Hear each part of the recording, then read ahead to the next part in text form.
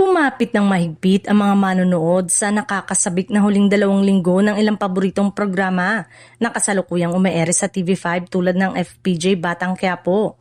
Roja, What Lies Beneath, Go Ahead, Your Face Sounds Familiar at Rated Corina.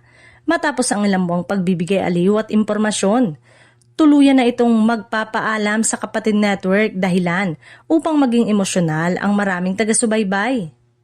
Isa sa mga pinag-uusapan ng FPJ Batang Quiapo na araw-araw sinusubaybayan ng masa dahil sa matitinding eksena at kwento ng pamilya, hustisya at pakikipaglaban sa buhay. Gayun din ang mga international dramas gaya ng Roja, What Lies Beneath at Go Ahead ay minalang viewers dahil sa makapagbagbag damdaming istorya at kalidad ng production. Samantala, hindi rin matatawaran ng ambag ng mga weekend at entertainment program tulad ng Your Face Sounds Familiar, ASAP at Rated Corina. Naging bahagi ang mga ito ng banding ng maraming Pilipino tuwing weekend. Mula sa world-class performances, makukulay na kwento ng buhay hanggang sa mga inspirasyong hatid ng mga panayam at feature stories. Sa social media, bumuhos ang reaksyon ng netizen, may lungkot, pasasalamat at paghihinayang.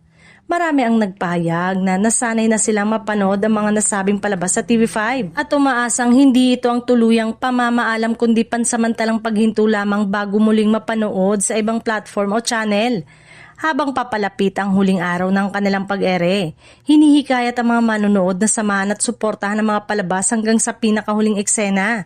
Isang yugtuman ang magwawakas sa TV5. Ang mga kwento, aral at alaala na iniwan ng mga programang ito ay mananatiling buhay sa puso ng mga Pilipino.